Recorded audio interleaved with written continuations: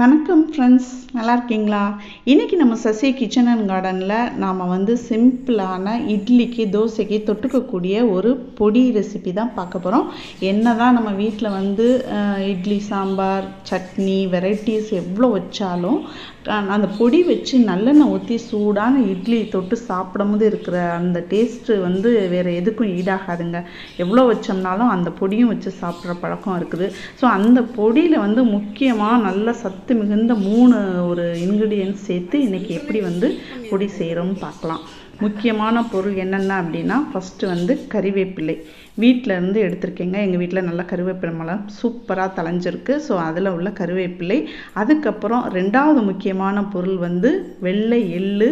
3வது பொருள் கருப்பு உளுந்து. இது 3ம் தான் நம்ம இன்றைக்கி முக்கியமாக சேர்க்க போகிறோம். அது கூட வேறு என்னென்ன பொருள்கள்ங்கிறத இப்போ லிஸ்ட் அவுட் பண்ணி பார்க்கலாம்.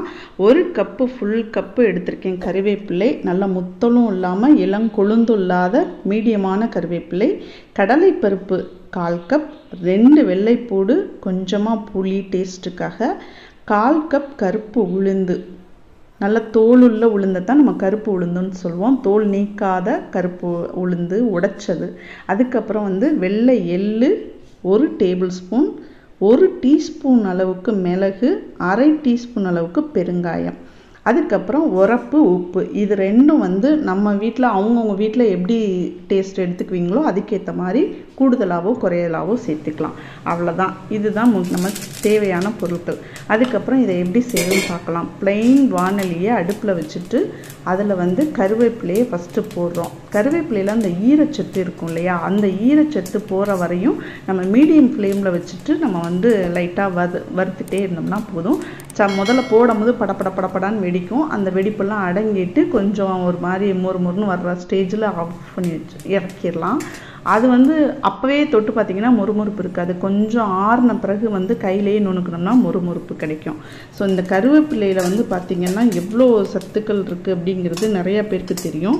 இது கெட்ட கொழுப்பை நீக்குதுங்க, குளிர்ச்சி உடம்புக்கு. அப்புறம் முடி வளர்ச்சிக்கு பார்த்திங்கன்னா இன்றைக்கி நிறையா பேருக்கு இளநரை, பொடுகு, அப்புறம் முடி கொட்டுற ப்ராப்ளம்லாம் இருக்குது.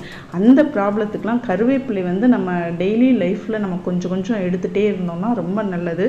நம்ம சமையலில் நம்ம போடுற கருவேப்பிலை அந்த அளவு நம்மளுக்கு உடம்புல போய் சேருமா அப்படிங்கிறது தெரியல. நிறைய எடுத்து கீழே போட்டுருவாங்க. சின்ன பிள்ளைங்கள்லாம் பார்த்திங்கன்னா எடுத்து தனியாக ஒதுக்கி வச்சுருவாங்க. அதுவும் நம்ம தாளிக்கிறதுக்கு கொஞ்சமாக ஒரு கொத்து இப்படி தான் போடுவோம். அதனால் இந்த மாதிரி பொடியாக நம்ம இடித்து வச்சோம் அப்படின்னா அதிலே கலந்து அதை சாய்ந்து சாப்பிட்ருவாங்க. தனியாக பிரிக்கிறதுக்கு வாய்ப்பு இல்லை. அதனால் இந்த கருவேப்பிலை பொடி ரொம்ப நல்லதுங்க. அந்த கருவேப்பிலை எடுத்ததுக்கப்புறம் கடலைப்பருப்பு போட்டு தனியாக வறுத்துருக்கேன். இந்த மாதிரி லைட்டாக பொன்னிறம் ஆனவுடனே அதையும் எடுத்து வச்சுக்கணும். அதுக்கப்புறம் அதே வானலியில் உளுந்து, கருப்பு உளுந்தை போட்டிருக்கேன். கருப்பு உளுந்து நமக்கு லைட்டாக செவக்கிறது ரொம்ப தெரியாது. ஏன்னா கருப்பு கலரு பின்னாடி அந்த தோல் இருக்கிறதுனால. ஸோ லைட்டு வெளிச்சத்தில் வச்சுட்டு செய்யுங்க. இந்த பாருங்கள், லைட்டாக செவக்கிறது தெரியுதா? இதுதான் பக்குவம். வாசம் நல்லா வருங்க. வறுக்கும் போதே இந்த மாதிரி பக்குவம் சரியாக வந்துருச்சு அப்படின்னா வாசம் சேஞ்ச் ஆகும். ஒரு மாதிரி பச்சை வாடை போய் நல்ல ஒரு ஃப்ளேவர் வரும். அதுக்கப்புறம் நம்ம எடுத்துடலாம். கண்டிப்பாக ஒவ்வொரு பொருளையும் தனித்தனியாக தான் வறுக்கணும். ஏன்னா ஒவ்வொன்றும் ஒவ்வொரு ஹீட்டில் அந்த சேஞ்ச் ஆகும், அந்த வறுக்கிற அந்த தன்மை. ஸோ அதனால் நம்ம கண்டிப்பாக தனித்தனியாக வறுத்து எடுத்தால் தான் கரெக்டான பக்குவமாக இருக்கும். இப்போ எள்ளு போட்டு நான் வறுத்துட்ருக்குறேன். ஸோ அது எல்லாமே மீடியம் ஃப்ளேமில் வச்சு வருங்க. எண்ணெயெல்லாம் எதுவுமே விடலை. வெறும் வானலியில் மீடியம் ஃப்ளேமில் வச்சு வறுக்கிறதான். எள்ளு பார்த்திங்கன்னா கொஞ்சம் நேரத்தில் வெடிக்கும். எல்லாமே இந்த கடுகு வெடிக்கிற மாதிரி வெடிக்கும்.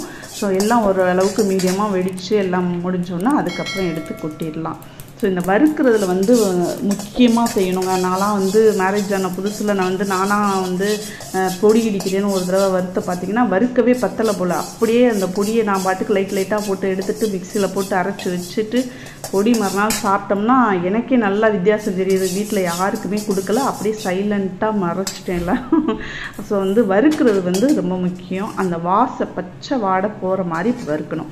அதுக்கப்புறம் கல்லுப்பு போட்டிங்கன்னா இந்த சமையலில் அதோட டேஸ்ட்டே ரொம்ப நல்லாயிருக்கும். கல்லுப்பு தான் உடம்புக்கும் ரொம்ப நல்லது. அதையும் போட்டு வறுக்கணுமான்னு கேட்டால் ஆமாம் வறுக்கணும். அதில் கொஞ்சம் ஈரப்பதம் இருக்கும் பாருங்கள், அந்த ஈரப்பதம் போயிடும். அதையும் கொஞ்சம் லைட்டாக வறுத்து எடுத்து வச்சுக்கணும்.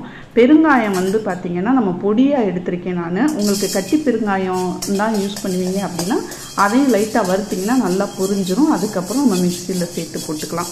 இப்போ நான் மிளகு போட்டிருக்கேன். மிளகு கருப்பாக இருக்கனால உங்களுக்கு வந்து அந்த வறுக்கிறது அந்த கலர் சேஞ்ச் ஆகிறதுலாம் ரொம்ப தெரியாது. ஒரு 5 நிமிஷம் நம்ம வந்து மீடியம் ஃப்ளேமில் போட்டுட்டு நல்லா வறுத்து எடுத்துட்டோம்னா போதும். அதுக்கப்புறம் ஒரே ஒரு ஸ்பூன் வந்து குக்கிங் ஆயில், என்ன ஆயில் வேணாலும் விட்டுக்கலாம்.